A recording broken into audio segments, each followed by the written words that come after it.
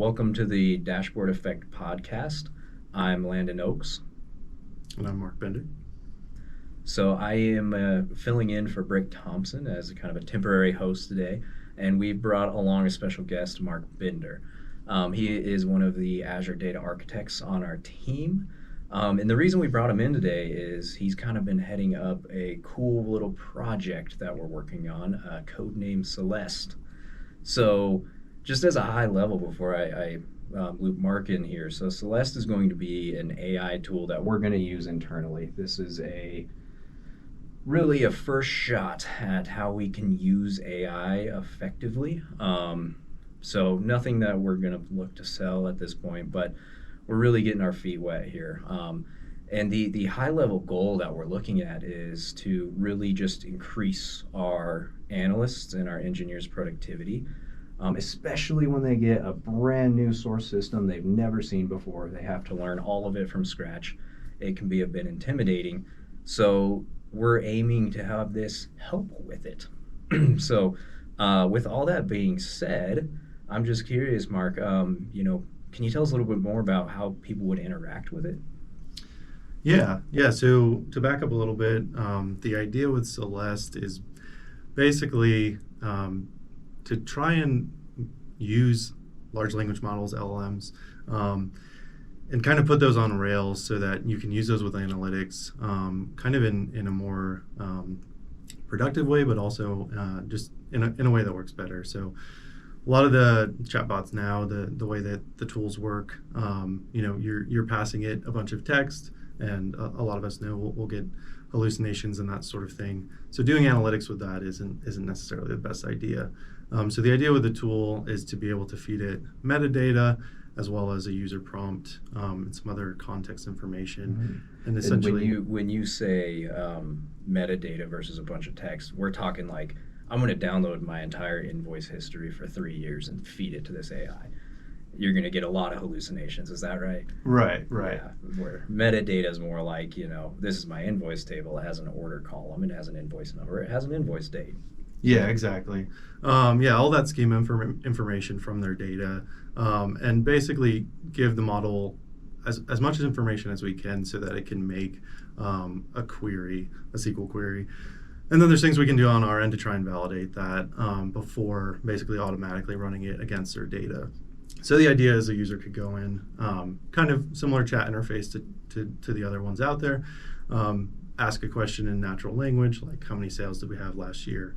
And it will, in the background, give it all of that metadata and try and spit out a query, run that against the data, give the response back. Mm-hmm. And so it's when it spits out a query, it's actually a query built on that system that we're working with at the time, and it runs it for us, right? Right. Yeah, and one of the big distinguishing factors is you're not sending any actual data to the model. So if there's concerns around like sensitive data and that sort of thing, this also has a big advantage there that you're only sending, basically the schema information. Mm-hmm. And then on the other side of that too is, of course, the context windows are growing on these models, but they're still somewhat limited. So, with this, you get around that too. If you wanted to ask a question about, data set you had in your lake that has billions of records, you can't even do that. Yeah. Even if you weren't worried about hallucinations. So this also gets around that because you're just giving it kind of the form of what it needs to produce. And then when it writes that query, there's a chance it hallucinates the query, but then it's just going to fail, right? And then it's going to be very obvious that you didn't get anything back from your data. And you can potentially rework the query. If you know SQL, there's going to be an option to rework that query. And if so basically it allows you to, there's a guarantee there that, hey, if this query ran, the thing you got back is the result of that query. There's no hallucinations in that loop. The thing you still want to kind of look at is, does that query really match my first initial business question? And so there's still that sort of, potential for weird things to happen. But so far we've been seeing some really good stuff out of it. And Yeah, that's exciting.